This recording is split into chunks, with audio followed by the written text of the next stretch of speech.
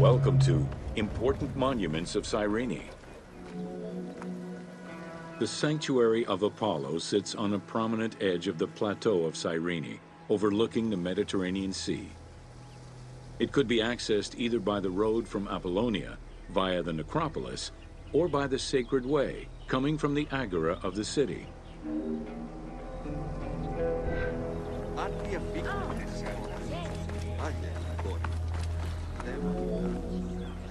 The abundance of temples and statues throughout the city reflect the various Greco-Roman and Egyptian cult influences over the centuries.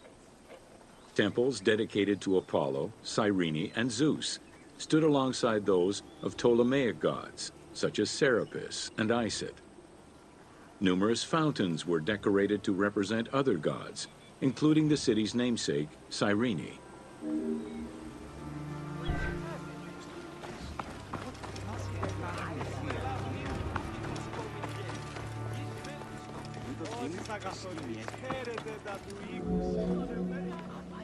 A vestibule known as a propylaeum marked its entrance and highlighted the fountain of Apollo.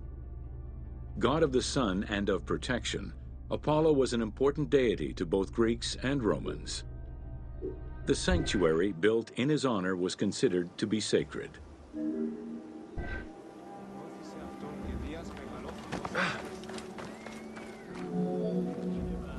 The imposing temple was built on a natural cornice, stretching more than 200 meters in length and roughly 50 meters in width, and was surrounded by a vast Doric colonnade.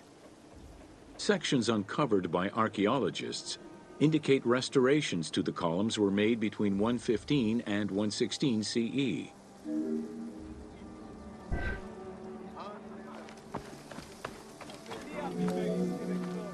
The altar was located in front of the temple. Both are estimated to be the same age, though restored at different times. Many bulls were sacrificed each year at the altar in honor of Apollo. The imprint in the stone of the ring used to strap the animals down is visible to this day.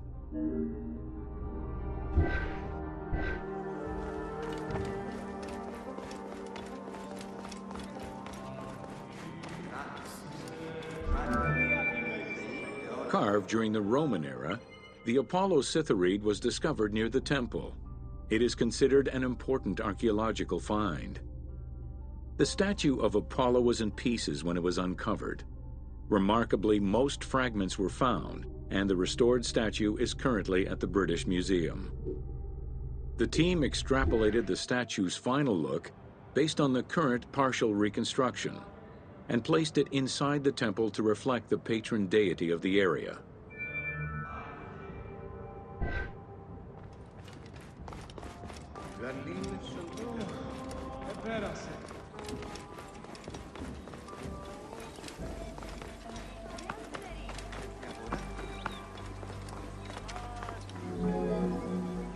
The amphitheater of Cyrene is located on what is known as the Terrace of Myrtosa, next to the sanctuary of Apollo.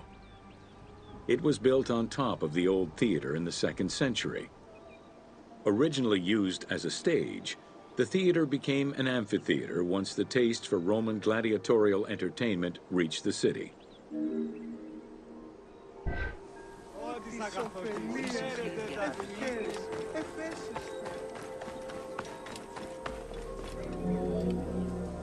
Entrances were placed at both ends of the amphitheater. A wall replaced the first 2 rows of bleachers as protection from the array of wild animals in the ring. The tunnel used for the parade of beasts and gladiators circled the arena, unlike the Roman Colosseum's tunnel, which was beneath the amphitheater. The basement and corridors accommodated both the gladiators and the animals, and included lifts that raised the traps into the arena's center.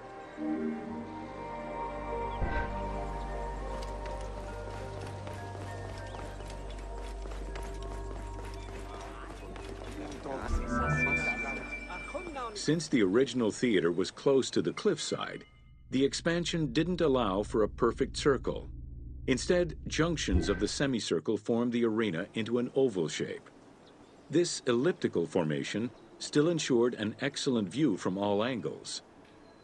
The team decided to create a perfectly round theater for technical reasons and used the structure of the Roman theater as their reference.